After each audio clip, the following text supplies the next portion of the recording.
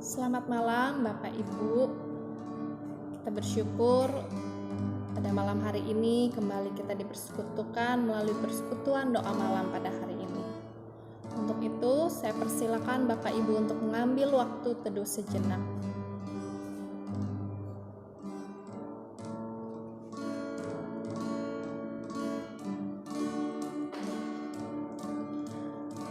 Mari kita mau menaikkan pujian Kasih dari Surga.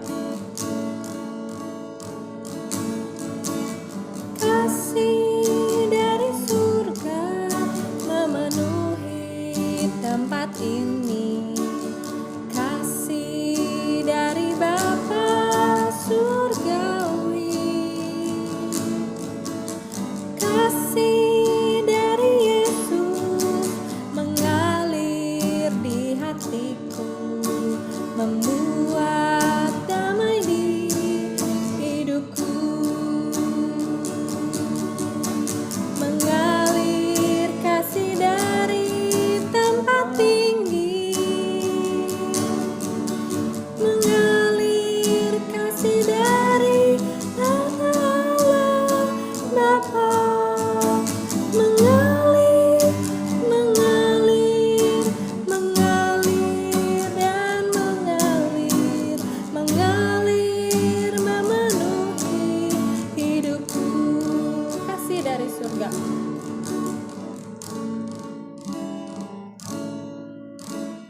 Kasih dari surga memenuhi tempat ini. Kasih dari Bapa surgawi.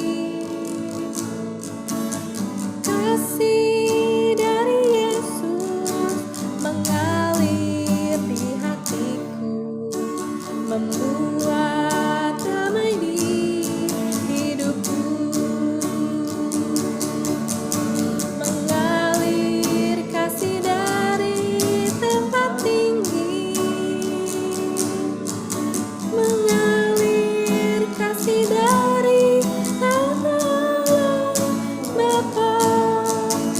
Mengalir, mengalir, mengalir dan mengalir, mengalir memenuhi hidupku. Mengalir memenuhi hidupku.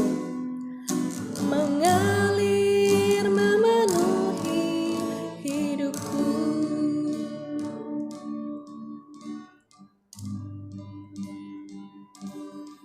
Kita mau bersatu dalam doa. Bapa di dalam surga, terima kasih Tuhan untuk kesempatan malam hari ini. Kami bersyukur boleh diingatkan, boleh dikumpulkan melalui persekutuan doa malam pada hari ini. Tuhan kiranya memimpin kami, memberkati kami Tuhan. Dalam persekutuan ini boleh menjadi berkat dalam kehidupan kami. Terlebih firman-Mu boleh menyapa untuk dalam kehidupan kami. Terima kasih Tuhan, hanya di dalam nama Tuhan Yesus Kristus kami sudah berdoa dan mengucap syukur. Amin. Mazmur 28 ayat 7, Tuhan adalah kekuatan dan perisaiku. Kepadanya hatiku percaya. Aku tertolong sebab itu beria-ria hatiku. Dan dengan nyanyianku, aku bersyukur kepadanya. Mari kita menaikkan pujian kembali, ku bersyukur Bapa. Bersyukur Bapa, ku bersyukur Tuhan, buat kasih setiamu di dalam hidupku. Ku bersyukur,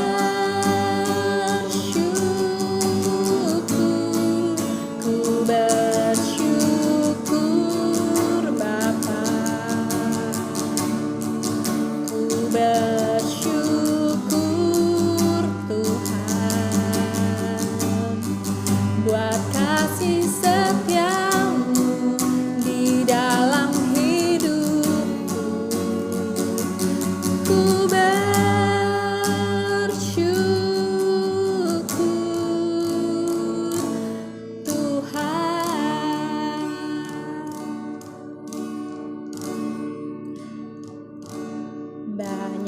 yang kau perbuat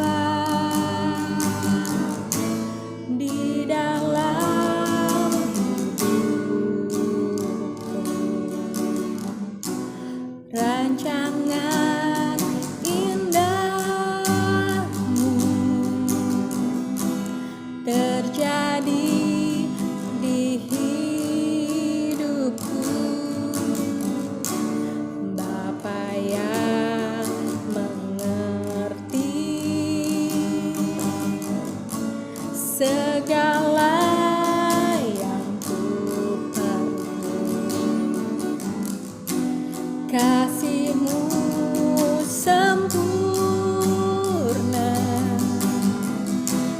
nyata dalam hidupku. Ku bersyukur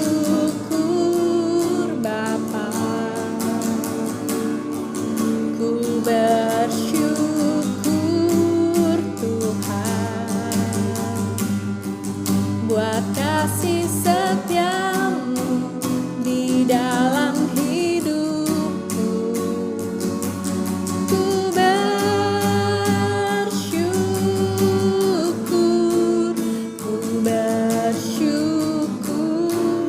Bapa, ku bersyukur Tuhan buat kasih setia-Mu di dalam hidupku. Ku bersyukur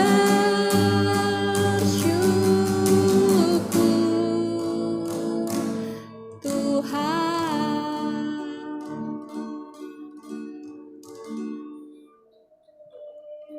Sebentar kita akan mendengarkan firman Tuhan.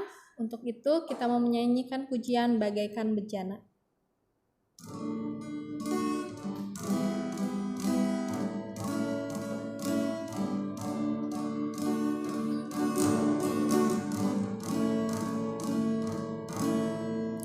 Bagaikan bejana siap dibentuk, demikian hidupku di tangan-Mu.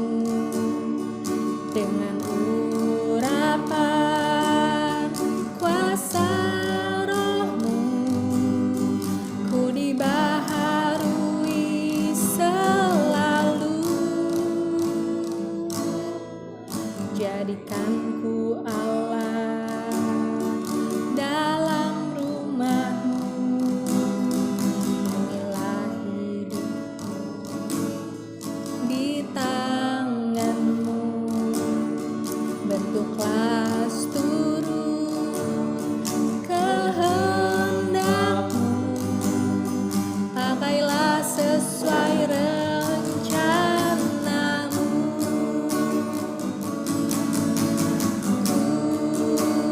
Ku mau seperti-Mu Yesus, disempurnakan selalu dalam segenap jalanku, memuliakan nama-Mu. Ku mau seperti-Mu Yesus, ku mau seperti-Mu Yesus, disempurnakan selalu dalam segenap jalanku, memuliakan nama-Mu, memuliakan nama-Mu, memuliakan nama-Mu. Jemaat yang dikasihi Tuhan, kita akan masuk di dalam perenungan firman Tuhan. Mari kita kembali berdoa.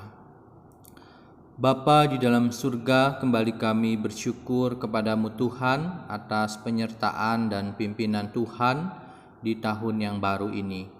Saat ini kami akan kembali melanjutkan pembacaan kami dari kitab Ayub Kiranya firman Tuhan yang akan kami baca, kami renungkan, kami pelajari bersama-sama kembali memberkati kehidupan kami masing-masing.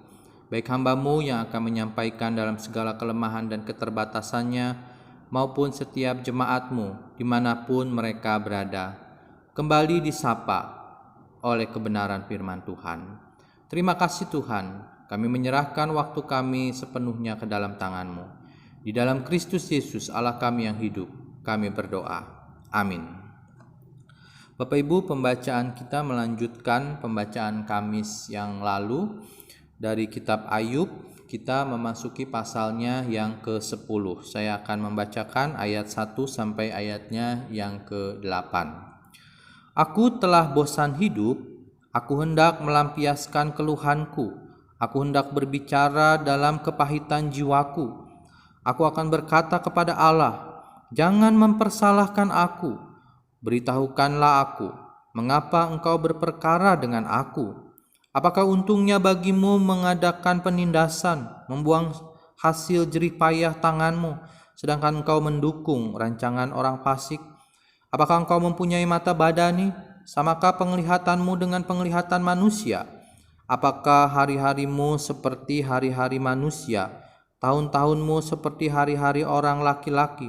Sehingga engkau mencari-cari kesalahanku dan mengusut dosaku, padahal engkau tahu bahwa aku tidak bersalah, dan bahwa tiada seorang pun dapat memberi kelepasan dari tanganmu.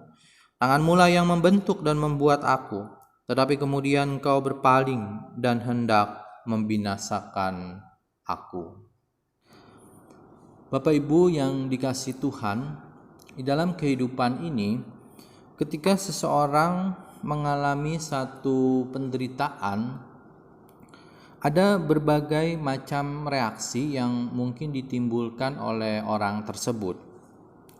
Misalnya ada orang yang bereaksi dengan ia menyalahkan keadaan atau lingkungan. Sebuah keluarga yang anaknya terjerumus narkoba, kemudian sang orang tua mengatakan, karena kita tinggal di lingkungan seperti ini, sehingga anak kita terjerumus dengan pergaulan yang tidak baik. Namun di sisi lain ada juga orang ketika dia mengalami satu penderitaan atau juga kesusahan, dia bisa saja mempersalahkan orang lain atau sesamanya. Bisa di tempat kerja, rekan kerja, atasannya, atau bahkan juga di tengah kehidupan keluarga ia bisa mempersalahkan anggota keluarga yang lain, pasangannya, istrinya, orang tuanya, dan seterusnya. Pengalaman Bapak Ibu ketika anak saya mengalami sakit, dia terkena diare selama beberapa hari dan tidak kunjung sembuh. Saya pernah menyalahkan istri saya begitu. Karena menurut saya mungkin istri saya kurang memberikan atau memilih makanan yang baik bagi pencernaan anak saya. Nah Bapak Ibu, mungkin inilah nature kita yang berdosa. Dan nature ini sudah ada sejak manusia jatuh ke dalam dosa. Manusia selalu mencari kambing hitam atau mencari kesalahan sesamanya.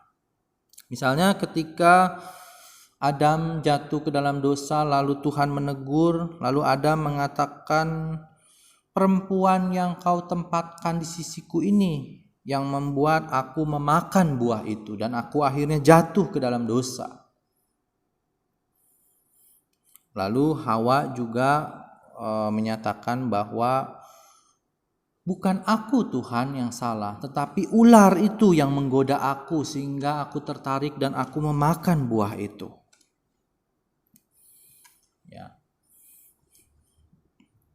Namun Bapak Ibu, di sisi lain ada juga ketika seseorang mengalami satu penderitaan, ia bisa juga mempersalahkan Tuhan.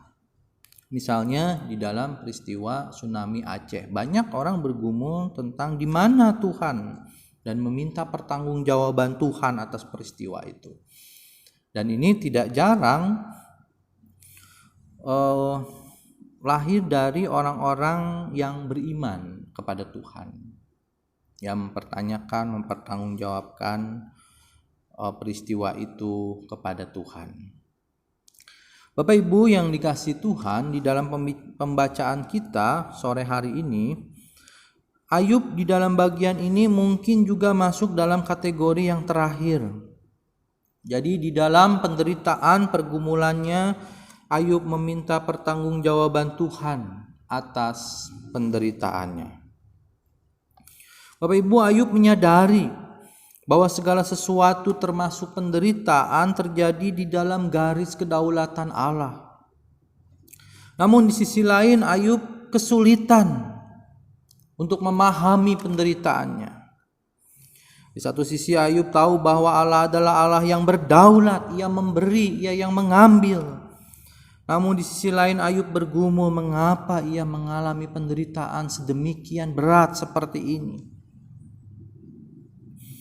Kesulitan Ayub untuk memahami penderitaan adalah karena menurut Ayub ia hidup benar, ia hidup saleh, ia tidak bersalah. Dan mungkin di dalam pergumulan Ayub, di dalam benak Ayub, Ayub berpikir bahwa orang benar tidak mungkin menderita. Dan pemikiran inilah yang membawa Ayub memiliki gambaran yang buruk tentang Allah. Dan ini dia ungkapkan misalnya di ayatnya yang kedua. Aku akan berkata kepada Allah, jangan mempersalahkan aku. Beritahukanlah aku mengapa engkau berperkara dengan aku. Apakah untungnya bagimu mengadakan penindasan, membuang hasil jerih payah tanganmu, sedangkan engkau mendukung rancangan orang fasik, dan seterusnya. Bapak Ibu, di dalam kesedihannya Ayub merasa Tuhan tidak berpihak kepadanya. Ayub bukan hanya merasa ditinggalkan oleh anaknya, istrinya, tidak dipahami oleh sahabat-sahabatnya, tetapi juga Ayub merasa ditinggalkan oleh Allah sendiri. Dan di dalam kesedihan, keterpurukannya, Ayub mempertanyakan, di manakah Allah? Bapak Ibu, di dalam kehidupan ini mungkin kita pernah merasa sendiri. Tidak ada orang yang dapat memahami kita. Kita alone, lalu kita bertanya, di manakah Tuhan dalam keadaan saya seperti ini? Dan kita bergumul seperti Ayub. Bapak Ibu yang dikasihi Tuhan, apa yang dapat kita renungkan dari bagian ini? Bagian ini merupakan curahan hati Ayub yang pure, yang jujur, yang apa adanya di hadapan Tuhan. Karena ia merasa diperlakukan tidak adil. Dalam semua pergumulannya, kalau kita perhatikan Bapak Ibu, Ayub tidak pernah berdoa atau memohon untuk kesembuhan atas tubuhnya, sakit yang dideritanya. Yang paling ia gumuli ialah mengapa ia menderita dan mengapa Allah tampaknya telah meninggalkan dia dalam situasi seperti itu. Bagi Ayub, mengetahui jawaban atas masalah ini lebih penting daripada penderitaannya atau sakit yang ia derita. Diterima oleh Allah sebagai miliknya, bahkan di tengah kesengsaraannya, adalah hal yang paling penting di dalam kehidupan Ayub saat itu, dalam pergumulan yang sedang ia alami. Nah, Bapak Ibu yang dikasihi Tuhan, kalau kita tarik dalam Perjanjian Baru, Yesus pernah mengalami hal ini ketika ia tergantung di atas kayu salib. Yesus mengatakan, Allahku, Allahku, mengapa engkau meninggalkan aku? Dan teriakan ini menjadi misteri akan Allah. Kesedihan ini menjadi misteri akan Allah yang dialami oleh Yesus. Sebelum peristiwa penyaliban, mungkin belum ada orang yang mengalami penderitaan seperti Ayub, bahkan merasa ditinggalkan oleh Allah. Bapak Ibu yang dikasihi Tuhan, Allah di dalam Kristus telah masuk ke dalam pergumulan terdalam manusia, mengatasi dosa, dan Dia mengerti semua bahasa penderitaan yang pernah dialami oleh manusia. Ini adalah kabar sukacita bahwa Allah di dalam Kristus mengerti apa yang dialami oleh Ayub, apa yang dialami oleh Bapak Ibu mungkin saat ini di dalam pergumulan kita, yang dialami oleh saya secara pribadi. Ia mengerti. Nah, Bapak Ibu, sebagai kesimpulan dari perenungan kita tidak akan pernah sepenuhnya memahami Allah seperti yang Ayub gumuli. Namun dalam situasi inilah kita harus memiliki mata iman bahwa Allah tetap mengasihi kita, mengasihi saya, mengasihi Bapak Ibu. Apapun yang sedang kita hadapi saat ini. Kiranya firman Tuhan kembali memberkati kita. Amin.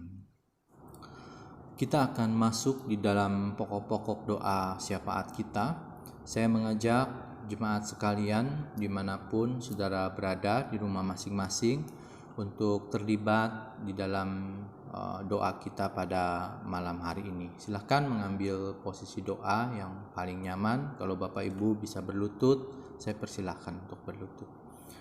Untuk pokok doa yang pertama, kita terus mendoakan untuk pergumulan bangsa dan negara kita, terkhusus dalam proses vaksinasi, supaya berjalan dengan baik dan masalah pandemi ini bisa kita atasi bersama. Kita juga berdoa untuk keamanan bangsa dan negara kita dan juga untuk pemulihan ekonomi di tahun ini. Mari kita berdoa bersama-sama.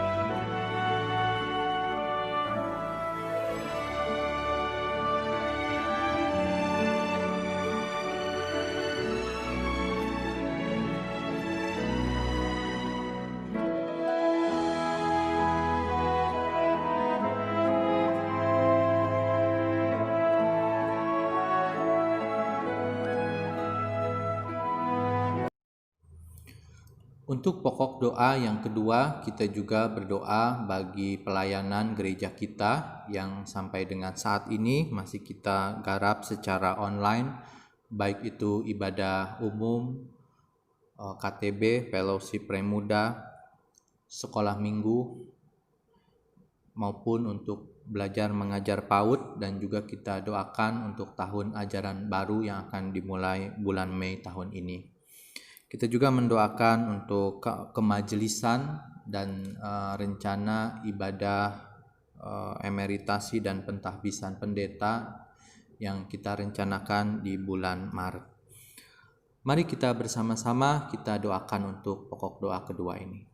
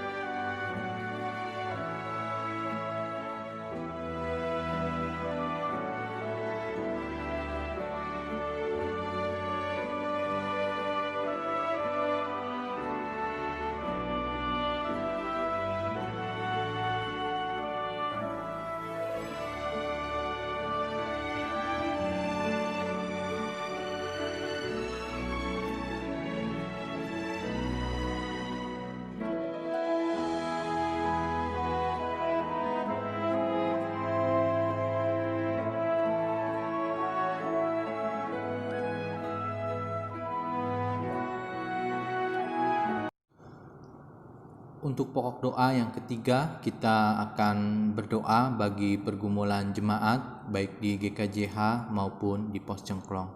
Kita doakan untuk para orang tua kita, para lansia di dalam kelemahan tubuh mereka. Kiranya Tuhan memakai keluarga untuk boleh menjadi perpanjangan kasih Tuhan. Kita juga berdoa untuk saudara-saudara kita yang dalam kelemahan tubuh, sakit dan pemulihan. Kita doakan untuk Anne, anak dari Mem Susan dalam pemulihan dan perawatan. Lalu Papa dari Penatua Agus, kita juga doakan untuk pemulihannya. Dan juga Shalom, anak dari Bapak Riri, pemulihan pasca dari DBD. Kita juga berdoa untuk kedukaan dari Ibu Lifung dan Bapak Sunhao karena orang tua Papa tercinta, Papa mertua tercinta telah dipanggil oleh Tuhan. Mari kita berdoa bersama-sama untuk pokok doa ini.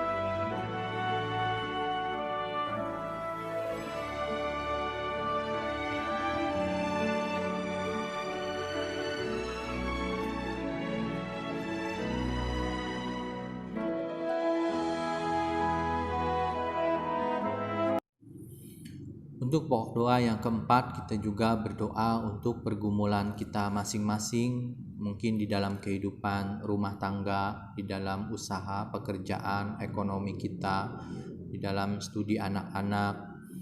Kita doakan pergumulan kita masing-masing. Mari kita mengambil waktu teduh dan berdoa bersama.